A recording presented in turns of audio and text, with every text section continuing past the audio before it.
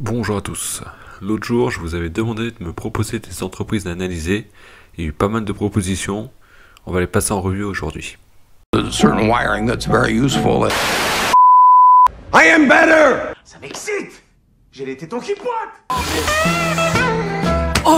I'm talking about this. Je commence par Richemont. Bon, j'avais dit des small ou mid cap. Pas un groupe à 60 milliards, les gars. Sinon, étant énorme, il faudrait analyser chaque branche ou faire confiance au management.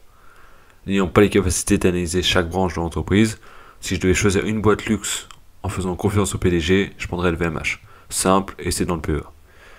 Et si Richemont paraît peu cher, il faudrait se poser des questions quand même.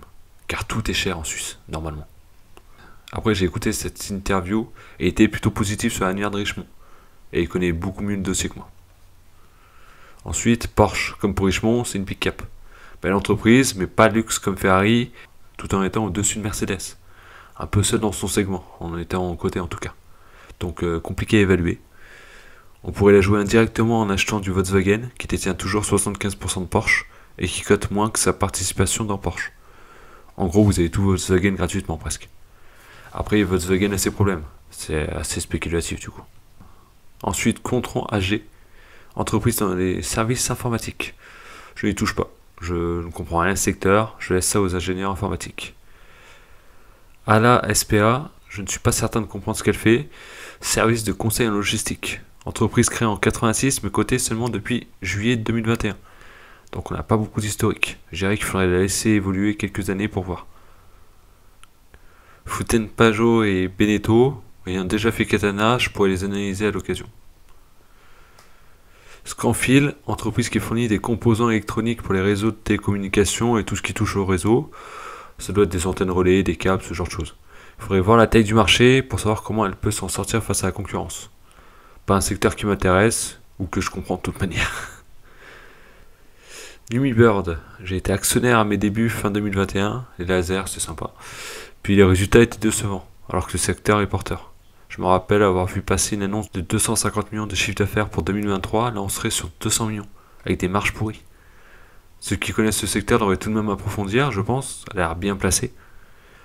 Mais j'y connais rien à ce secteur, et le fait qu'ils n'arrivent pas à tenir leur propre guidance ne me donne pas envie d'approfondir.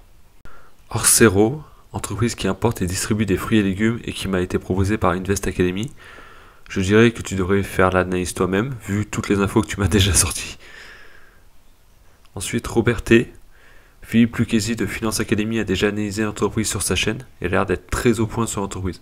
Je pense pas que j'apporterai grand chose en l'analysant. Tout ce que je peux dire, c'est qu'elle se paye assez cher. On peut difficilement compter sur une revalorisation du titre, seulement sur la croissance. Et la croissance étant de 7 à 8%, notre rentable ne peut pas être incroyable, c'est mathématique. Mais pour quelqu'un qui cherche à faire 7 à 10% par an, ça a l'air d'être un très beau dossier. Morel et Prom, secteur du pétrole. Oui, c'est pas cher, mais ils ont profité du pétrole haut. J'aurais tendance à rester sur les groupes pour ce secteur d'activité. Sinon, ça a chopé en bas de cycle, quand personne n'en veut. Il faudrait voir leurs coûts, car ils ont quand même de belles marges. Par contre, l'actionnaire majoritaire, c'est l'État indonésien. Ça, j'ai pas trop compris. Aiko, entreprise dans le secteur du marketing. Je pense que si vous me l'avez proposé, c'est pour le gros dividende. Avec le cash dans les comptes, la valeur d'entreprise est inférieure à 2 fois les bénéfices. C'est ridicule. Mais il n'y a pas de croissance, en tout cas selon les analystes, pas d'évolution entre 2022 et 2025, voire même une baisse du chiffre d'affaires. Ça c'est moche. Elle appartient pour un tiers à une entreprise du même secteur, mais bien plus grosse. La question est, vu la valo, pourquoi ils ne font pas une OPA? Ils pourraient simplement faire remonter le cash ensuite pour se rembourser. Ça semble trop beau pour être vrai, une telle opportunité. Ça donne envie d'approfondir, mais en même temps je me dis que si c'était une super affaire, depuis le temps qu'elle se traîne à un prix plus que correct, les gros l'auraient vu. Quelqu'un m'a demandé une comparaison entre Michelin et Pirelli. J'ai lu le DU de Michelin il y a quelques temps, mais faire une analyse de l'entreprise me paraît difficile. J'ai du Michelin en portefeuille car c'est une belle boîte du CAC 40, solide, et qui a pas cher, le risque est faible. Mais c'est pas une analyse ça. Donc je ne m'aventurerai pas à analyser les deux entreprises. Mais rapidement, Michelin est plus diversifié, proposant les pneus pour les camions et les engins de chantier, là où Pirelli a l'air de fournir seulement les véhicules légers. Le vrai concurrent de Michelin, c'est Bridgestone, qui est aussi gros. Au T3, j'étais allé voir les résultats des deux entreprises pour voir si les problèmes de Michelin sur le segment poids lourd lui étaient propres, mais non. Bridgestone connaissait le même ralentissement. En gros, à choisir, je partirais plutôt sur les leaders, question d'économie d'échelle. Pirelli est plus endetté et a un ROE plus faible. Goodyear est un autre concurrent, mais pas rentable, et bien endetté. Technip Energy, super boîte d'ingénierie dans le secteur de l'énergie. Le problème, c'est la visibilité, selon moi. Et le fait qu'avec les sanctions contre la Russie, ils aient perdu de gros contrats. Et surtout, la possibilité future d'en avoir d'autres. La Russie reste un gros acteur dans l'énergie. C'est gênant. Elle est bourrée de cash, mais ce sont des acomptes sur les contrats en cours. Donc du chiffre d'affaires, pas encore en compte de résultats, mais déjà au bilan. Elle paraît très intéressante, mais c'est trop compliqué et risqué pour moi.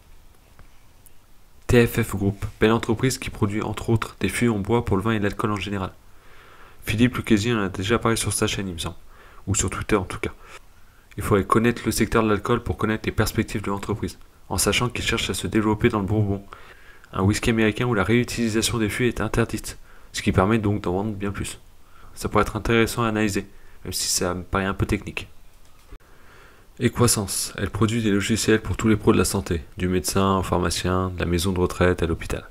Entre autres pour les stocks, les feuilles de soins électroniques, la gestion des admissions. Sur une vidéo de Top Invest, un pharmacien commentait que leurs logiciels n'étaient pas les plus poussés, mais les plus intuitifs et simples à utiliser, et qu'il ne s'imaginait pas revenir à autre chose. Après, ce n'est qu'un avis, mais c'est toujours intéressant d'avoir l'avis d'un client de l'entreprise. Elle commence à revenir sur un prix intéressant, mais ça vient du fait qu'elle a fait un profit warning en novembre. C'est un dossier que je pourrais analyser, même si ça touche à l'informatique. Axway Software, une entreprise qui touche à l'informatique et qui n'a pas de croissance. Elle s'est payée jusqu'à 50 fois les bénéfices. Je comprends pas trop pourquoi. En tout cas, ça ne m'intéresse pas. Evolution AB, belle croissance, marche folle, mais elle risque de la régulation et c'est ce qui fait que le PER n'est pas si élevé que ça par rapport à la croissance, je pense. Je préfère rester loin. ABC Arbitrage, c'est une boîte de gestion de fonds qui fait du trading en gros. Croissance faible, plutôt une boîte de rendement. Possible que je fasse une analyse dessus. En résumé, sur toutes les entreprises que vous m'avez proposées, il y aurait peut-être Equasens, ABC Arbitrage, Fouten Pajot et Beneteau, TFF Group et Michelin. Mais j'ai du mal avec les grosses boîtes. J'ai l'impression de passer à côté de certaines choses. En tout cas, merci pour vos propositions. N'hésitez pas à me dire en commentaire laquelle vous voudriez en premier. Voilà, et nous on se retrouve dans une prochaine vidéo. Salut! Oh, Cadillac car.